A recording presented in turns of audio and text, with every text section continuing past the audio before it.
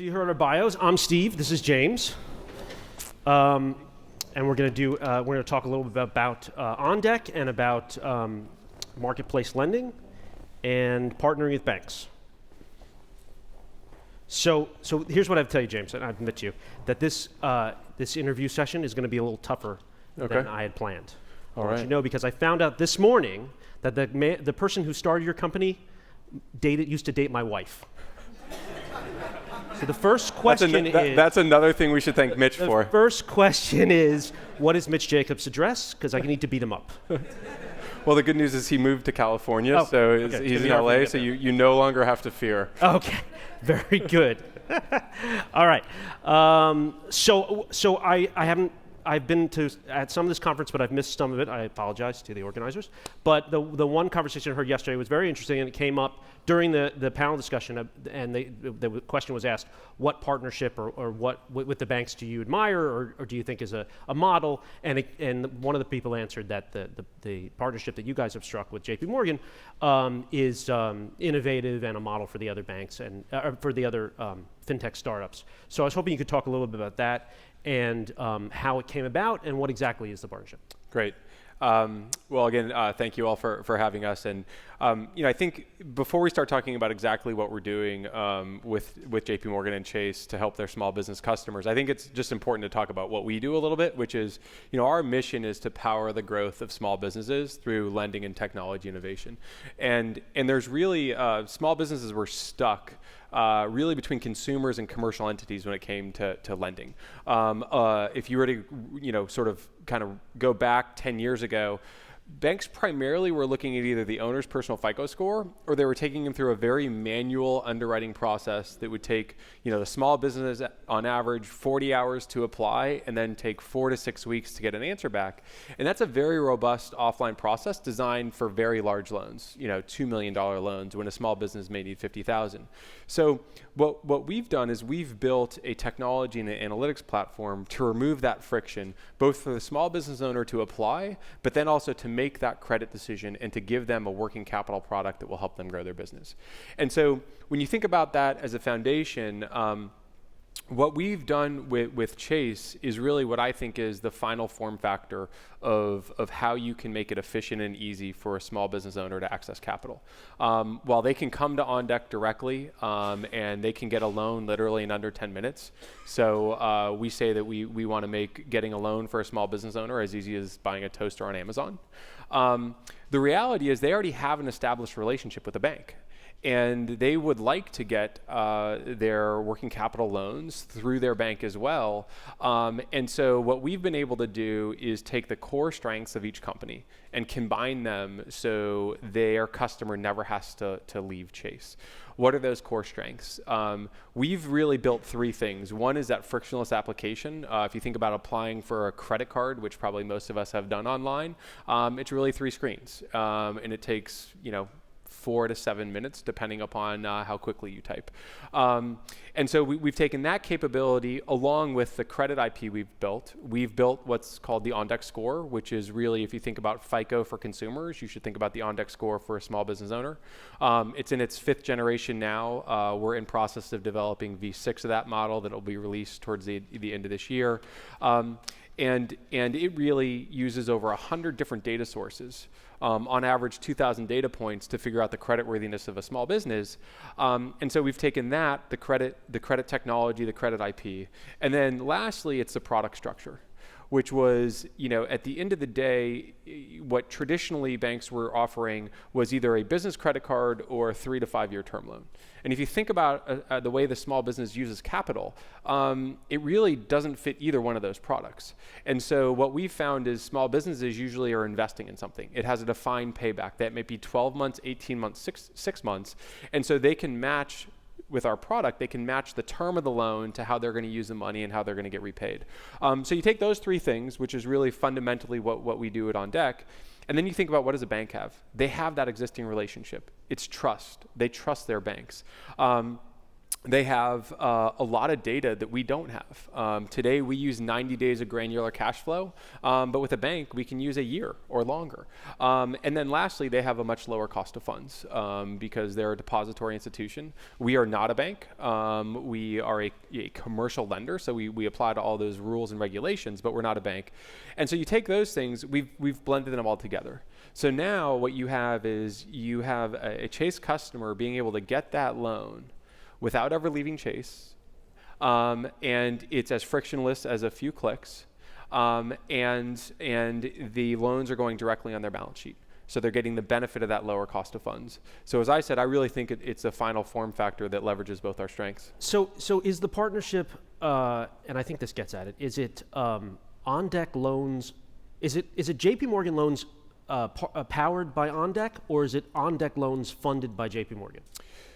That is a very good question and interesting. Where it's probably more of the first, which is at the end of the day, this is a Chase loan. What we've done is we've been able to sort of integrate our platform fully into Chase's platform. And so while it is the OnDeck technology, the credit model, which we did co-develop with them, so there was sharing. They have a lot of credit knowledge, but that's what's making the lending decision, and then they're funding it. Okay, and so does that mean you get paid for the technology, but you get no money for the credit? Correct. We get paid a technology fee for making the loan, and then we get paid an ongoing servicing fee because we're also servicing the loan on the back end. Okay, and that's a different model than when you guys lend directly. Correct. If you look at some other partnerships we have where we're the lender, BBVA Compass on the banking side, or Intuit QuickBooks, there what happens is we are the lender. Now we can also integrate those experiences to remove friction, but we make the lending revenue, if you will, the spread between the interest and your cost of funds. Right. And we pay them a referral fee for helping us acquire the customer. So how did you decide to go the route of partnering? Because I believe at some point you all had the kind of language that a lot of I don't have it with me, but the language that a lot of these fintechs had, which was like, we're disintermediating the banks, and this is what's coming, what's next, and you move from that to deciding that, hey, we're going to partner with the bank. How did that question, but also how did it come about, this particular partnership? How did you break in with JP Morgan? How did it come about? So I think maybe what's a little bit different for us at OnDeck than maybe some others in the industry is actually, if you roll back 10 years ago, OnDeck's been around 10 years, we've been lending for 9 years. The original strategy that unfortunately I have to mention Mitch now, so don't shudder. Okay. But actually the original strategy of OnDeck was to distribute through smaller banks. I think, our hypothesis was that ultimately small businesses would like to get this product through their relationships with banks. But the reality is when you're trying to do something brand new, especially when it requires credit innovation, which I think is different in the small business space than the consumer space, we really weren't ready to partner with a bank yet. We had signed some up, but it didn't go as well because we weren't ready. So then we built our own direct business. And I've been on OnDeck for 5 years now, and I largely joined with the vision that ultimately the final form factor was us partnering with banks. So we've always said that we think we're complementary. We think that we can add a product and improve the process that the banks have.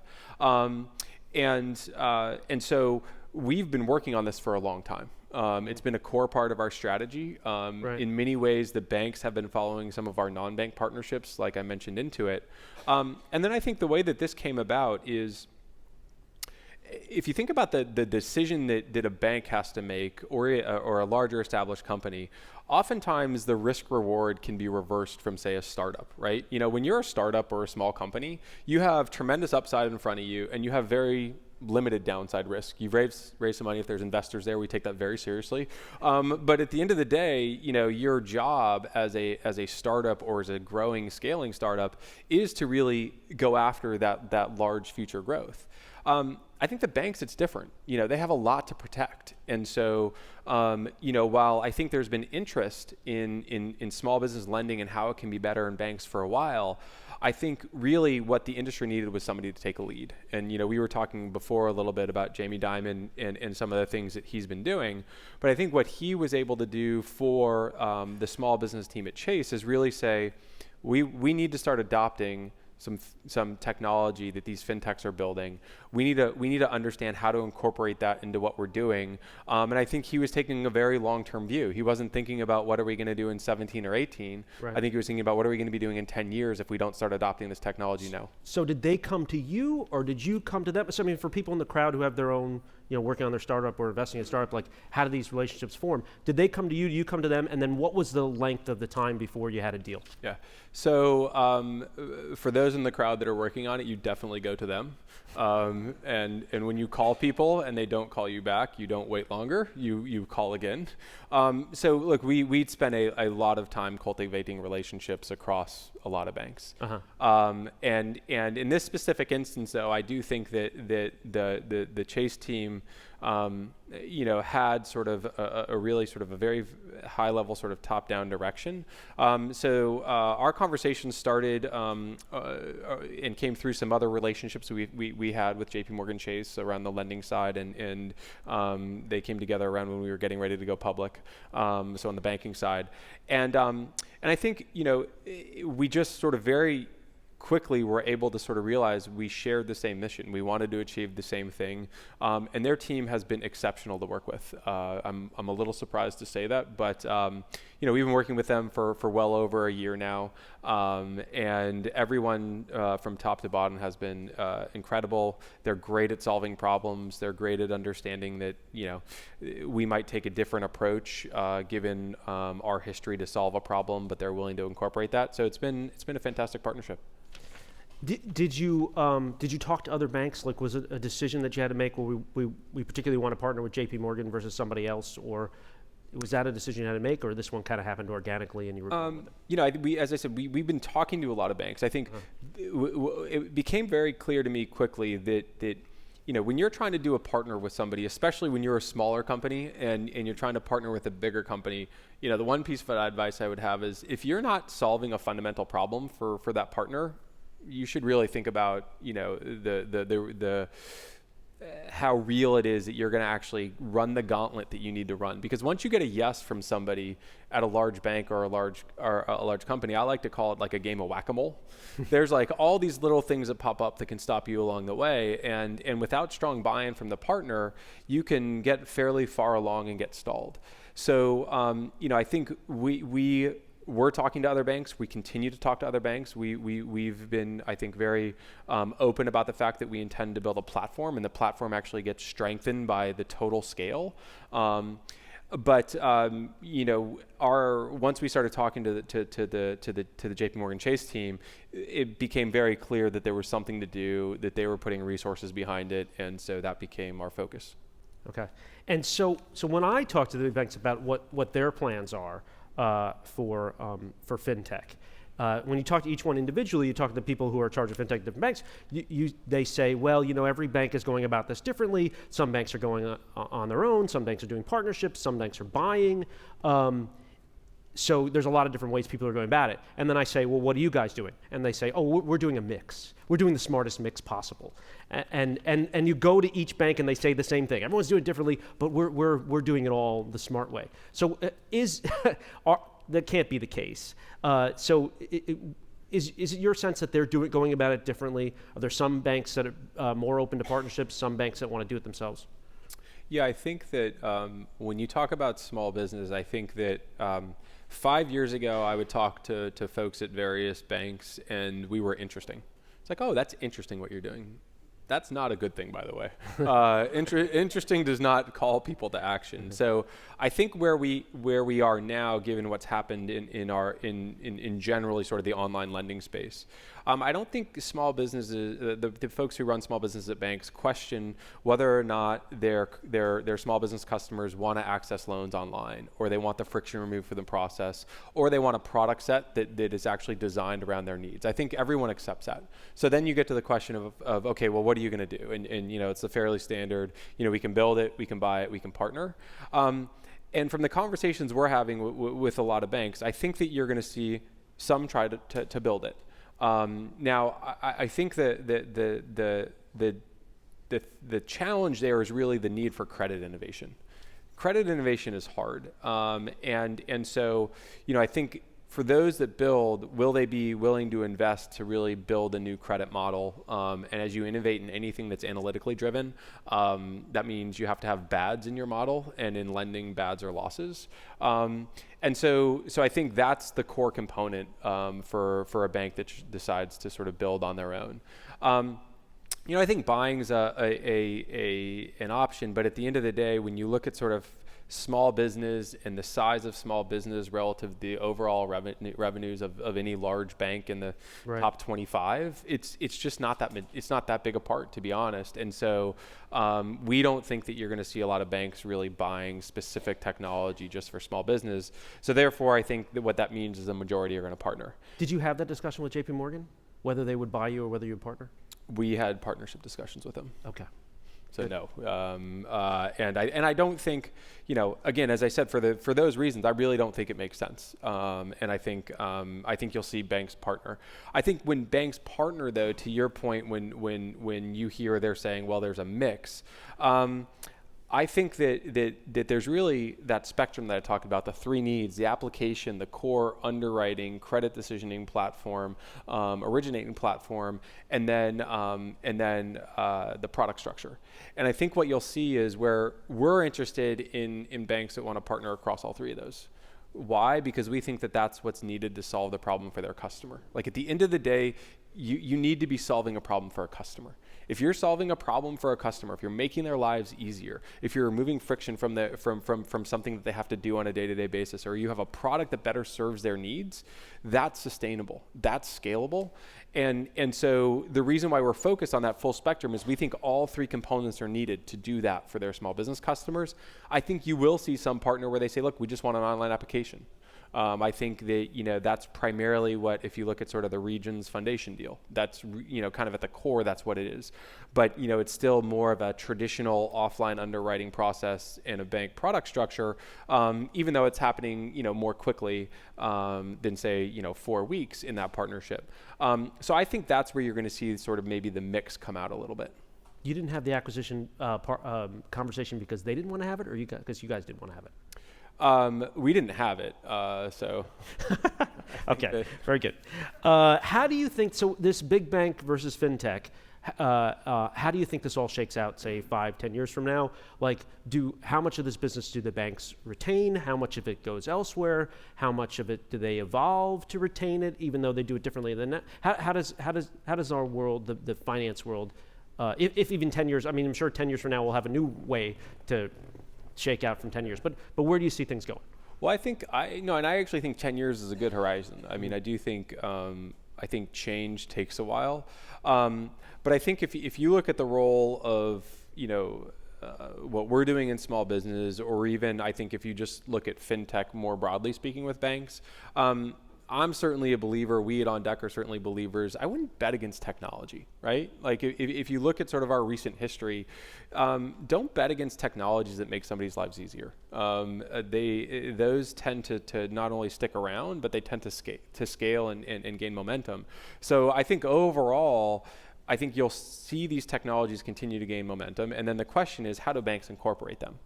And I think that for us, what you'll see is, again, really this idea of partnering deeply that leverages our core strengths is the final solution. Because once you have that technology integration, now you can talk about doing more, right? You might start with one product or one customer need, but at the end of the day, I come back to a very non-technical term, you've built the plumbing, right? You've built the plumbing to share data, to make decisions, to present an offering within their already established online user flow. And so I think that enables future conversations where you can sit down with the partner and say, okay, this is going really well. What other pain point with your customers or what other pain point with a segment of your customers can we help solve? So I think that's what it's going to look like. And I think that, just like you see multiple banks working with some core technology providers today, like Fiserv or FIS, I think you'll see that with financial technology players. I think you'll see that banks find a way to really intelligently, rationally, and simply integrate our technology into their broader offerings. I mean, you have the analyst at Citibank, right? Their own analyst. I mean, I know it's not the analysts that kind of decide how Citibank runs its business, but their own kind of research analysts saying that they think fintech's going to wipe out 30% of their workforce, right? Yeah. So the banks seem to, at least the analysts there, Sure. the guys who watch the banks seem. I think if you look at it very restructured. holistically, it makes sense, right? Because we're making things more efficient. We're making them easier to do. We very much believe in the power of people. But if you have somebody who's doing something in your process where they're just repeating the same thing every day and they're not using their brain, that's not a good use of a human being. And that's actually something where technology not only can do it at less cost, but technology actually does it better, right? Because technology is really good at taking one process and just repeating it endlessly.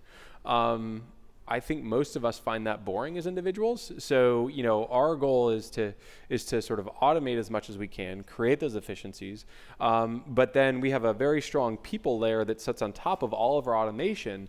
And what the people do is when our system, analytics models are great, but they're great at yes and they're great at no. They kind of stink at maybe. Mm-hmm. And where you see a lot of companies get in trouble, I think, is when they try to turn those maybes into yeses or nos, or let maybes flow through their system before they're really sure. What we do is at any point in our process, once we see a maybe, it gets kicked out of our automated process. A person, now you need a brain, figures out whether it should be a yes or a no, and then it goes back into our automated process. And so what that lets you do is really sort of build scale and drive efficiencies while you automate, all those things that really should be done by the technology. Okay, so it looks like we have more time. I don't know how that happened, but we're gonna eventually get to questions at the end. I believe you have to tweet them in to get the questions. But now we have more time. But before we end, and I think we have a little time to still keep talking. But I wanted to ask a question about the current state of marketplace lending, because it was, as little as a year ago, and even less. Certainly when you guys went public, it was a very popular investment thesis, and there was lots of investors clamoring to get in. The IPOs were hyped and hot, and it seems like in the last 3 or 4 months we've had this, or maybe even less, maybe last month, we've had this kind of switch in the market that either investors seem less eager about the companies. Your earnings were, I think I'm right to say, it's a little less than analysts had been expecting. We had the disruption at Lending Club. So can you talk a little about that? What's going on? Is it part growing pains? Is there a problem with the model that maybe your competitors have, maybe you guys don't? Tell me what's going on. Yeah, so it has definitely been an interesting time. And I think when you look at what's going on, this is where I think you really need to sort of look at the difference between what's been going on in small business lending and what's been going on in consumer lending. Right. But overall, I do think that this is, as you said, probably growing pains more than anything else. I'll go back to what I said, which is I wouldn't bet against technology, and the technology on both the consumer side and the small business side really works and is removing friction from the process. That said, it's removing friction in a different way, and this is why I think with small business and where we are, what's really important is that credit innovation piece. I don't think when you look at the consumer side that it's been built as much, if you look at the scale players, on credit innovation as much as it has built on process innovation. And process innovation is still good, but I think that's fundamentally different. And so, so I think when you look at small business, I do think there's going to be a bit of a shakeout, and that's probably going to be within small business and more broadly. But obviously, we're much more focused on small business, and I don't think shakeout's a bad thing. At the end of the day, what you saw, I think, we've called it, Noah's called it, the stampede over the last kind of 2 to 3 years. There was great interest, a lot of new entrants. In 2014, it was leading up to sort of, both us and Lending Club going public. And that brought a lot of new players in. And I think that when people ask us a lot about, especially small business, it's a really interesting dynamic. There's almost no barriers to entry, 4 or 5 of us could, leave here, and if it was 2 years ago, we probably could have started a company, raised a little money very quickly. But there's massive barriers to scale. And so, I think that was maybe missed a little bit, which is... That was a comment that's in that same panel where they were lauding your partnership. That was a comment that the guy, I don't remember his name, but he was from Capital One. He said that it's going to be very hard for fintech lenders to get scale without partnering with the banks. Yeah, and I think it depends on your definition of scale. We've lent, over 4.4 billion now, so we think we're, at scale. Now we think we're at the early stages of scale if you think about sort of on deck in our own operations, and we really think that we're going to be able to sort of deliver scale over the next 2 to 3 years in a meaningful way. But I think what you'll see in the shakeout is that some of these smaller players won't be able to make it, and that'll either be because their portfolios don't perform. They really didn't invest, I think, the way that you need to in credit innovation, which is you really got to invest in your initial models, slow and steady growth. Or I think there is going to be potentially issues with just having liquidity to fund your loans, and that's where on the liquidity point you're seeing a big difference. We've always had a hybrid funding model. We have very large warehouse lines with banks. We access the securitization market. We were the first non-bank, non-SBA lender to access the securitization market for small business loans. We just did our second securitization a little over a month ago. That was a $250 million facility. And I think that really shows sort of the power of the on-deck score and the resiliency of our portfolio and how the credit's performing. And then we also did marketplace sales, and where you sell the whole loan. That marketplace sale model has been the primary model on the consumer side, and I think what you've seen is some volatility in that market that's then affecting, if you're 100% reliant on those marketplace whole loan buyers, it's been causing sort of some disruption in the space. So I think, as you said, I think it's been certainly a volatile last month or two. But I think what you'll see is some normalcy starting to return. And then once that normalcy returns, they'll almost be like a new baseline. I think for us, what may be getting lost a little bit is we've been growing through this all. And so we think that there's definite power in having that diversity on the funding side. I think if you think about any business you all might be in or thinking about, like, you always want to have diversity in anything that is really crucial to sort of what you're doing. You never want to have a dependency on a single partner or a single source of something. So we're confident that as this shakeout probably happens, and we haven't seen it, by the way, in small business. The bulk of small business lenders are some form of sort of balance sheet warehouse line type lenders, and when you have those, the liquidity's there. It is quasi-committed capital for the term of that facility. So we haven't seen it yet. I mean, but as I said, we expect that it'll probably come, and we feel well positioned to sort of navigate it. So I think this speaks to some of the disruption you're talking about, but in your last quarter, the percentage of loans that you guys sold versus held, I guess the percentage of loans that you sold off fell. Yeah. Right? So what does that say? Talk to a not a liquidity issue, but like an interest in buying these loans. Yeah. No, for us it was. Or I should say, was that by design, or that just happened because of timing or because of the market?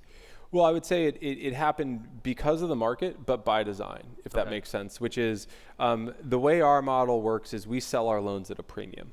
And so someone will pay us a premium to buy the loan, and then they get to earn the revenue and the interest income over time. What we saw was because some of the macro things going on, and there's a lot of overlap in the whole loan market between the buyers who are buying consumer loans and who are buying small business loans. And so what we saw was just that there was demand for our loans, but they wanted to pay less of a gain on sale premium. Mm-hmm. And ultimately for us, we sort of looked at that and said, well, at those premiums, the long-term economics don't make sense for us. We're better off putting it in one of our balance sheet facilities, whether it's securitization or a warehouse line, and overall we're going to make a better return that way. Now, The challenge is in the way GAAP recognizes revenue. That means that revenue when you sell a whole loan that you get to recognize today, that got pushed out over the average term of the loan, and then secondarily, you have to book some expenses in terms of cost of funds and expected losses that you don't book if you're selling the whole loan. Yeah. And so that's what created sort of the change in as we sort of had the lower percentage. You saw sort of a change to the profile of our GAAP financials. Again, is that change just because of timing, like when you do the securitization, or is that change because your business model, you're shifting the business model slightly to hold on to more loans? Well, it's a change in timing, meaning that revenue comes in over time. But when you look at your in period, No, but the decision of whether you're going to hold on to the loans or sell them off, is that a change in strategy, or is that just because of timing? For this particular quarter, it happened to be we held on to more than normal. Yeah, it's not a change in strategy. We'd set our strategy all along was to have this multi-prong approach, and that we would be able to then optimize our cost of funds based across what was happening across those three different sources of funds. Okay. Now you guys have a fund that invests in your loans that you partnered with Intuit on. Is that right? And I believe it sounds, it may not be, it sounds similar to the type of funds that got the guy at the CEO of Lending Club in trouble, and also what's caused some issues for SoFi. Yeah. How is what you have? Is it similar, or is it the same, or similar or different? It is very different. Okay. So I know the article that you're referencing, and so when we say that we have a warehouse line, let's say that we have warehouse lines with Bank of America, SunTrust, Deutsche Bank are the three largest banks. What happens is they're providing the debt, and we provide the equity, the residual, right? So that's what enables us to basically earn the interest income. They provide the debt, we provide the equity. The equity sits in first loss position, which is what lets you capture the spread of the loans. So every single one of our facilities, our securitization facility is set up the same way. What we have with Intuit for a partnership that we've had a long history and a great partnership with Intuit, but within QuickBooks we created a partnership where they have a QuickBooks branded line of credit, and they wanted to participate. They wanted to invest in those loans because they're for their customers, our QuickBooks customers. So the only difference is what we're doing there is we're sharing the equity. So that means that they are also getting some of the returns of the loans that are going to their customers. Mm-hmm. So it is a very standard structure. It was disclosed. It was very transparent. So the loans remain on your balance sheet? So they do. We own. If you look at the equity, we own the majority percentage of those loans. So we report that on our income statement. The 2/3 equity. Yes. Yeah.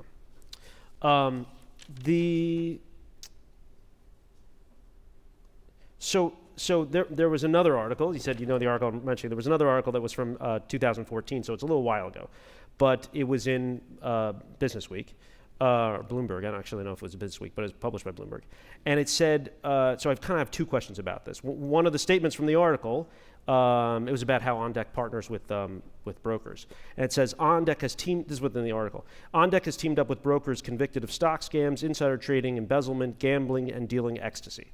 So first of all, how true was that statement? And then second of all, how did you deal with it as a startup with that kind of statement in an article about you?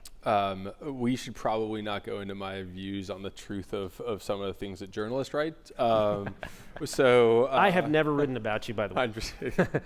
Well, I'll give you Mitch, and you can give me some other people, and we'll be happy.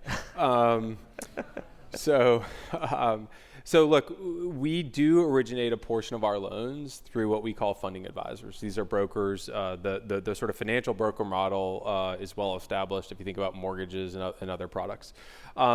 And so, what we have done is we always had very tight regulations on who could be a broker of ours and what it meant to be in good standing. But in 2014, as we were getting ready to go public, we also decided that we wanted to take a true leadership position. So what we did in the first half of 2015 is we certified every single one of our financial advisors who sells our loans. And what that means is we didn't just go in and certify the company. We did background checks on the company, we did background checks on their entire executive team, and we did background checks on every single sales agent who was selling our product. It was, we believe, the most comprehensive certification program of any broker in the financial space. And so what that did is we did, in that process, really trim down the number of brokers that we're working with. On top of that, we made them sign a very robust code of conduct in terms of how they're disclosing our products, how they're talking about our products.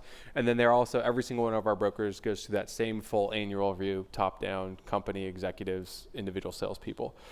So, we think that our funding advisor program is now sort of industry leading. It's still a component of how we acquire customers. It was 20% of the loans that we did in Q1 of this year came through that channel. So it's still an important part of our business, but 80% came through our own direct channel as well as our strategic partners. And look, to the second part of my question, which is probably more important for this crowd.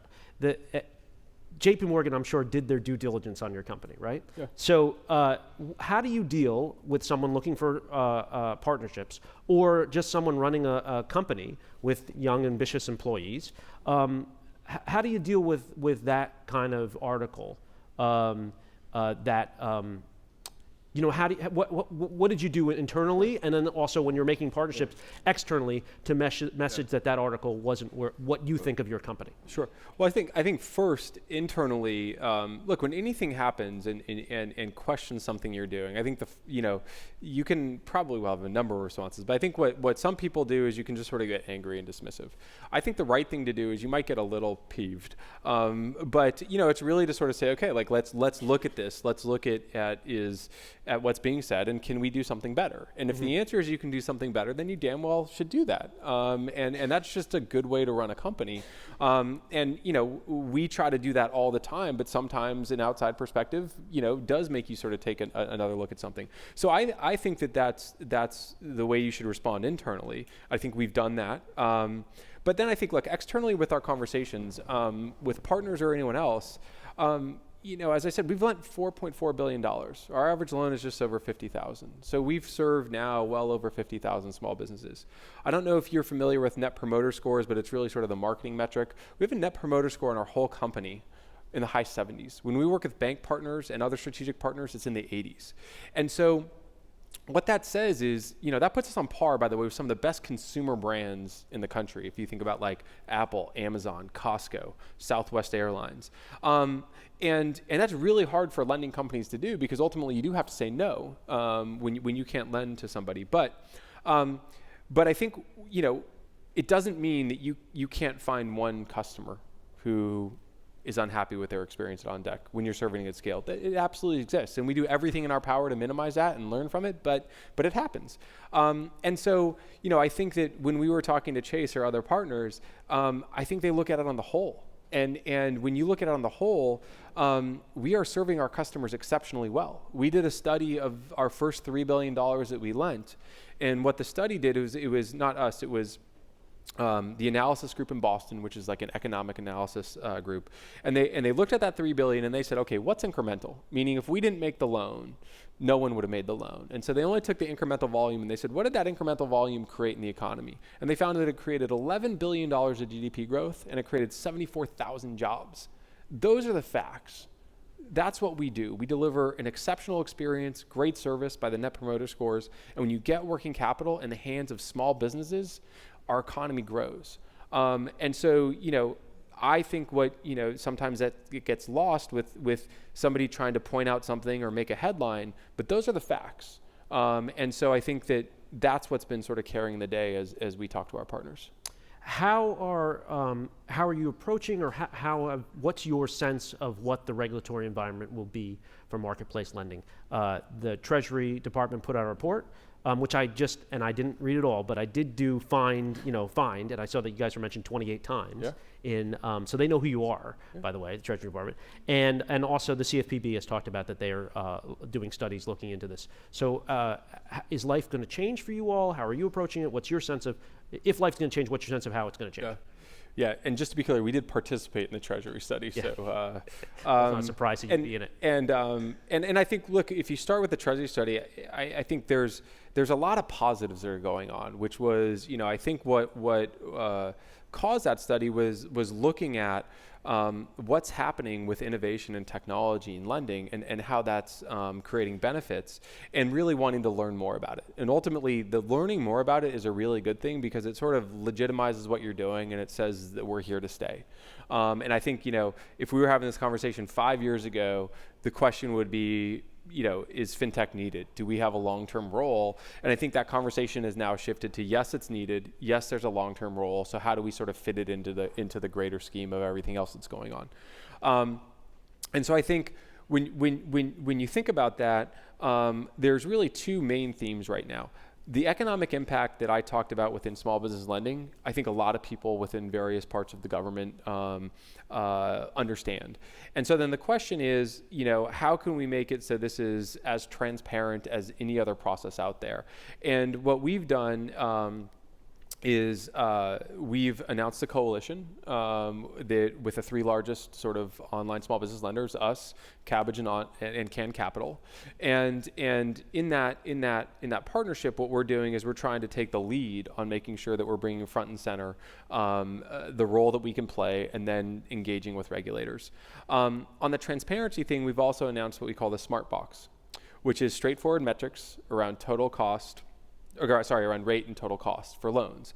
And what we've done is we've basically proposed what would be a kind of like a TILA box for small business lending that discloses all the terms that a small business owner needs when they're evaluating a loan. And so right now where we are with that is we've invited other players in. So what we said, for 90 days, we're going to take other people's comments, really engage, and let's create a broad coalition. After that, we'll have the coalition, and then we'll be able to make our first recommendations. So I think what you'll see is around transparency, there'll be some standardization of how we all talk to small businesses and how we present loan offers, and we think that that'll be a very good thing. You mentioned the CFPB.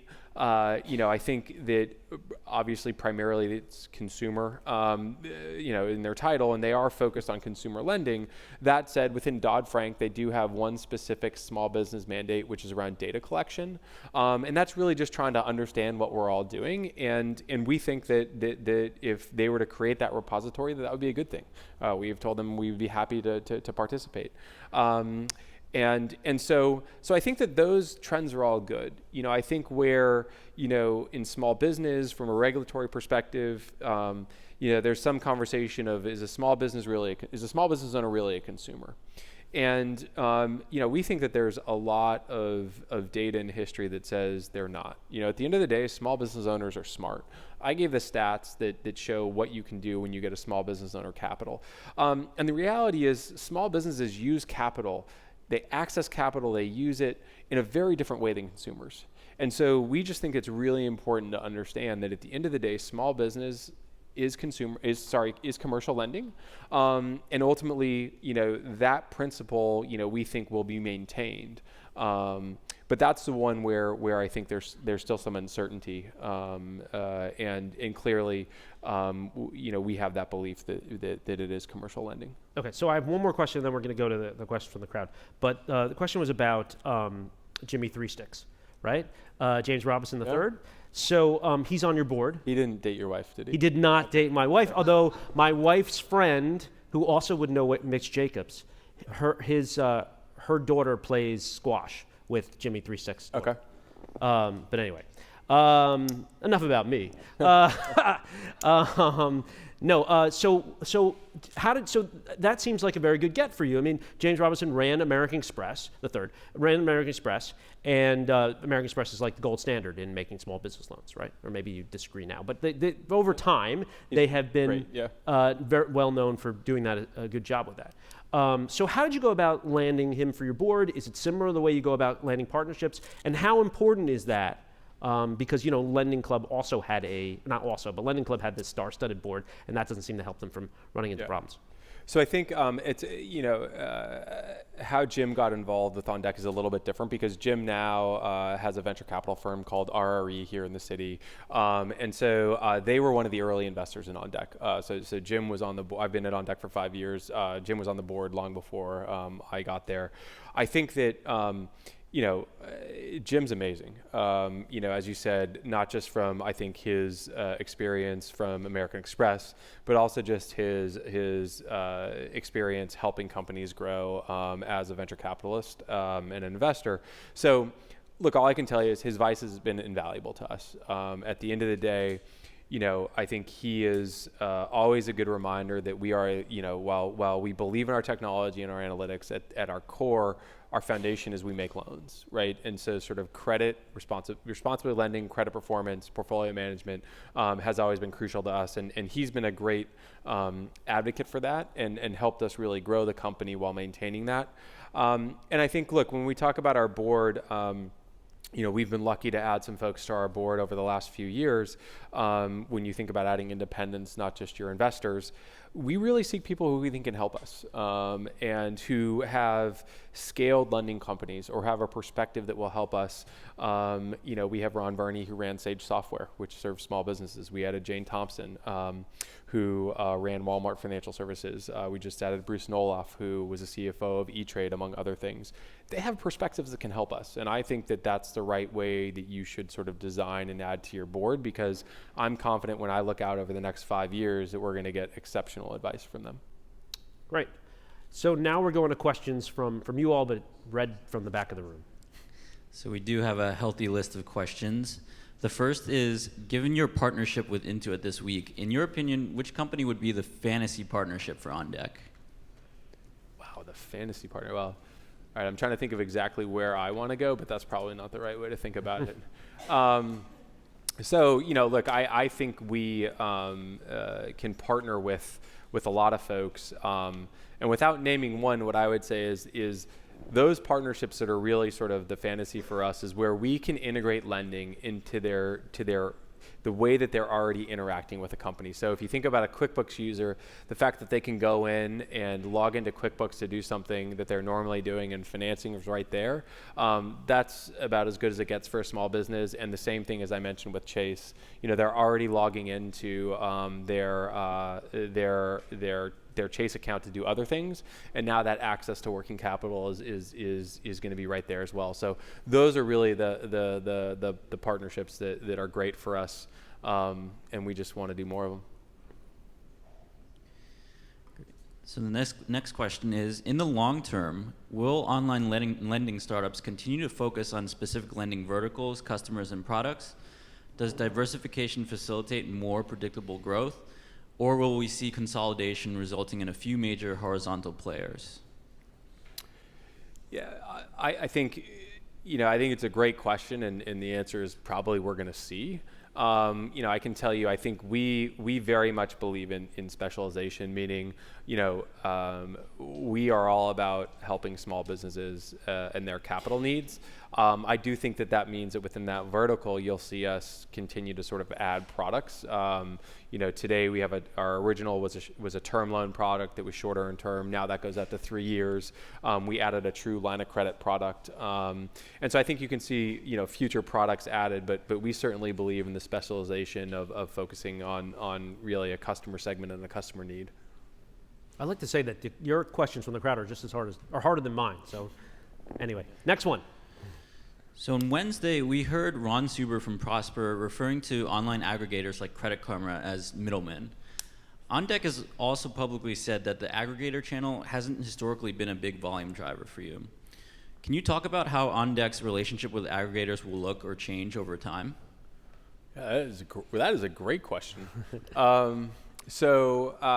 Yeah, I think the role of aggregators and the reason why we've said that is very different, again, in small business and in consumer. And so what you typically see with small businesses is if you present, say, 3 options to a small business owner, and they pick one and they go through the process and ultimately they're not approved or they don't get the product that they need for their business, what they very rarely do is actually go back to the next one.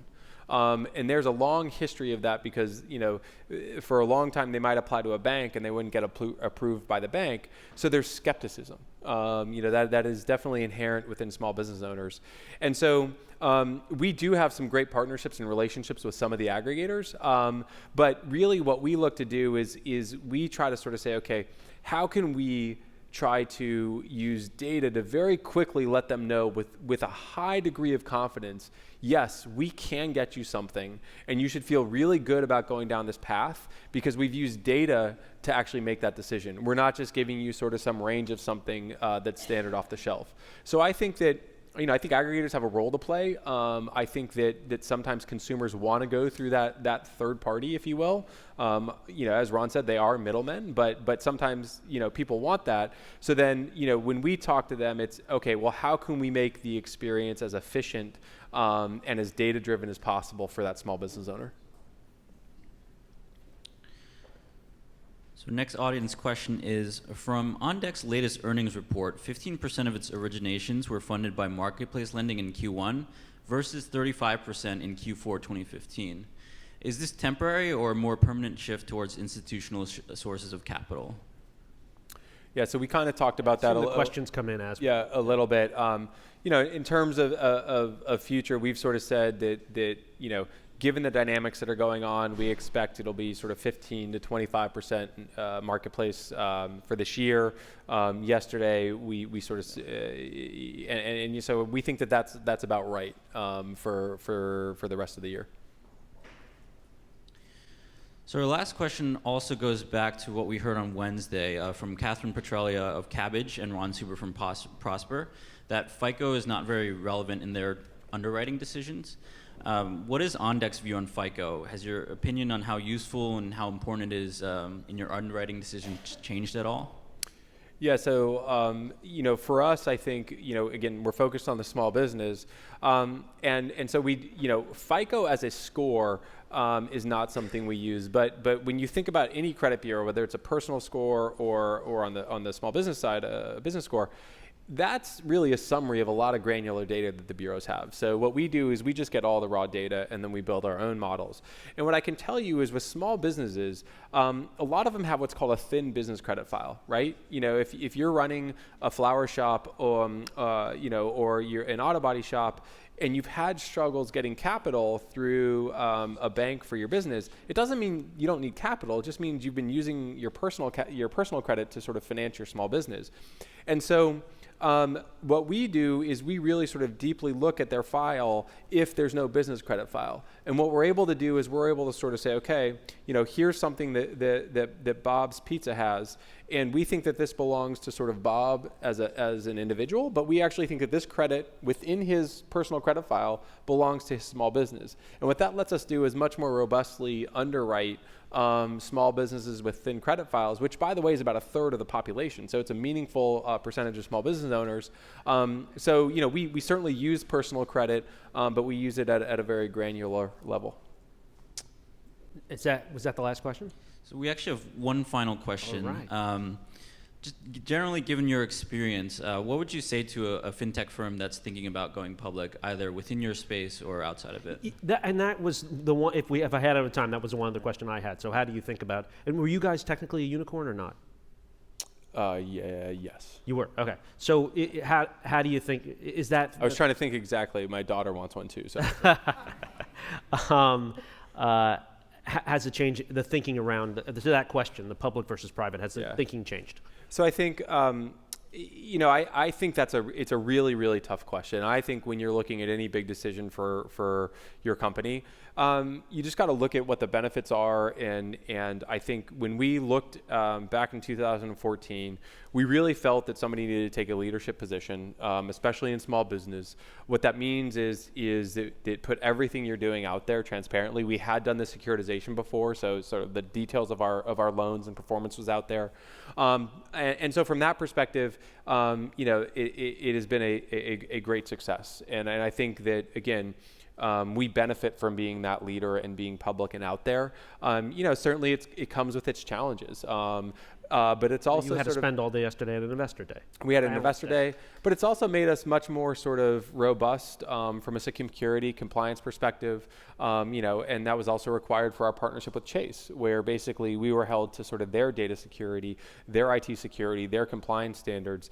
I think it was a great part of our evolution. But when you ask about, other companies, I don't think, I think it's a discussion, and we had a discussion about it. I don't think you should sort of just assume, we're going to go public. It requires a lot of work. It requires a lot of effort, a lot of investment. But if you discuss that, it absolutely can be a great path for some companies to take. Okay, so just yes or no, if you got in a time machine right now, went back to with your management team, and went back to Say we're out of time. went back to 2014, would you guys IPO again? Yeah, look, if you look at where everything that we had in 2014, we made the right decision. All right. Thank you very much.